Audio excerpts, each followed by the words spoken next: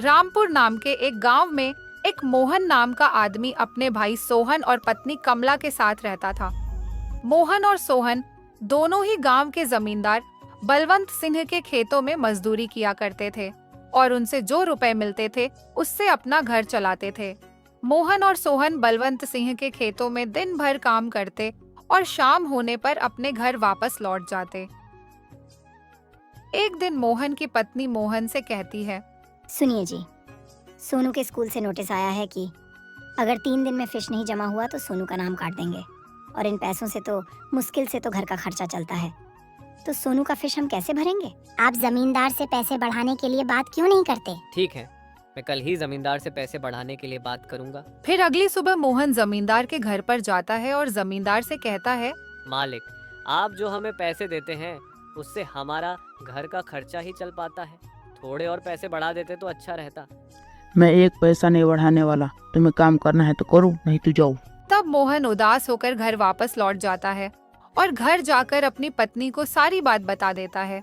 तब उसकी पत्नी कहती है, क्यों ना आप अपने छोटे भाई को शहर भेज दें। तभी सोहन वहाँ आ गया। हाँ भैया, मैं भी कई दिनों से शहर जाने की सोच रहा था और गांव के भी कई लोग शहर जा रहे हैं। ठीक है, जब तुमने सोच ही लिया है तो जाओ। फिर अगले सुबह सोहन शहर चला गया और सोहन को अच्छा काम मिल गया और मोहन जमींदार के खेतों में अकेले ही काम करने लगा। फिर कुछ दिन बाद सोहन ने शहर से कुछ रुपए भेजे और उन पैसे से उन्होंने सोनू के स्कूल का फीस जमा कर दिया। कुछ समय ऐसे ही बीत गए। फिर एक दिन मोहन की पत्नी मोहन से कहती है, सुनिए जी, बहुत दिन हो गए लेकिन अभी तक कोई पैसा नहीं आया और अब तो सोनू के स्कूल की किताब भी खरीदनी है। कुछ गांव वाले आए थे तो मैंने उनसे सोहन के बारे में पूछा तो उन्होंने बताया कि अब सोहन पैसे नहीं भेजेगा और मुझे जमींदार ने भी काम से निकाल दिया है क्योंकि उसे कोई और कम पैसे में काम करने वाला मिल गया है। क्यों ना हम खुद का व्यवसाय खोलें? लेकिन हमारे पास ज्यादा पैसे भी तो नहीं है। हम पानीपुरी का व्यवसाय खोलेंगे और इसमें ज्यादा पैसे भी नहीं लगेगा। हाँ, और मैं कल्लू सेठ से पैसे उधार ले लूंगा। इतना कहकर मोहन कल्लू सेठ के घर की ओर चल दिया और कल्लू सेठ के घर पहुंचकर मोहन कल्लू सेठ से बोला, सेठ जी, वो कुछ रुपए उधार चाहिए थे। क्या है ना, मैं पानीपुरी का व्यवसाय खोलने के लिए सोच रहा था, कुछ रुपए उधार मिल जाते तो मैं अपनी पानीपुरी का व्यवसाय खोल लेता। कितने पैसे चाहिए? वही कुछ 2000 रुपए। मैं तुम्हें पैसे तो दे दूंगा, लेकिन मेरी एक शर्त है। तुम जब तक मेरा पैसा नहीं दे देते तब तक मैं तुम्हारे ठेले से मुफ्त पानीपुरी खाऊंगा। ठीक है। तब कल्लू सेठ मोहन को पैसे दे देता है और मोहन खुशी खुशी पैसे लेकर घर चला जाता है। और अगले दिन ही मोहन ने गांव में एक पानीपुरी का ठेला लगा दिया और तब लोग मोहन के ठेले पर पानीपुरी खाने के लिए आने लगे और मोहन की पहले दिन से ही कमाई चालू हो गई।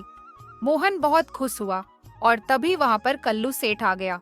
मोहन, 1 प्लेट पानीपुरी देना। तब मोहन ने खुशी खुशी उसे पानी पूरी दिया और तब कल्लू सेठ ने पानी पूरी खा लिया। 1 प्लेट और पानीपुरी देना।